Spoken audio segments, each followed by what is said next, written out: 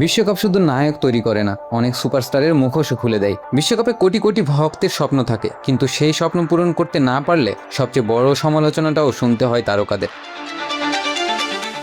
এবারে বিশ্বকাপে এমনই কয়েকজন বড় তারকা ছিলেন যাদের কাছ থেকে প্রত্যাশা ছিল আকাশ ছোঁয়া, কিন্তু মাঠে দেখা গেল একেবারে ভিন্ন চিত্র।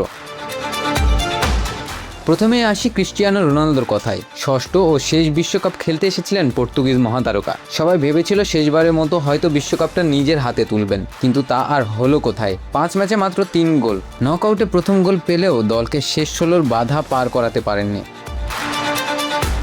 অন্যদিকে একই টুর্নামেন্টে মেসি কিংবা হ্যালান্ড যখন নিজেদের কাঁধে দলকে টেনে নিয়ে যাচ্ছেন, তখন রোনালদোকে দেখা গেছে অনেকটাই অসহায়।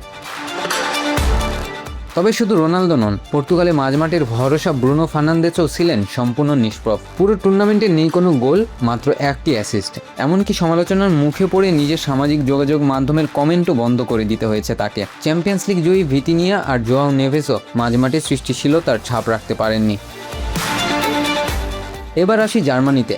কুরাসাওয়ের বিপক্ষে 7-1 গোলে জয়ের পর মনে হচ্ছিল পুরো জার্মানি ফিরে এসেছে, কিন্তু এরপর যেন সবকিছু ভেঙে পড়ে। 23 বছর বয়সী জামাল মুসিয়ালার ওপর ছিল আক্রমণ সাজানোর দায়িত্ব, কিন্তু 4 ম্যাচে মাত্র 1টি গোল, সেটাও কুরাসাওয়ের বিপক্ষে।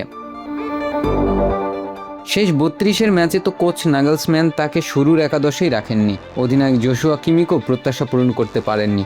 রক্ষণে ভুল, অপ্রয়োজনীয় ফাউল, সব মিলিয়ে হতাশ করেছেন তিনিও। উরুগুয়ের অবস্থা আরও করুন।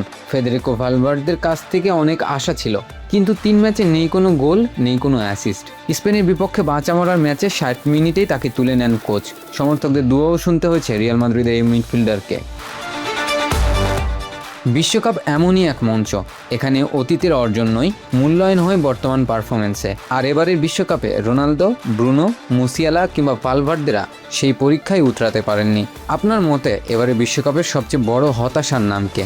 রোনালদো, ব্রুনো, মুসিয়ালা নাকি অন্য কেউ? তৌফিক তুহিন, স্পোর্টস 24 বিডি।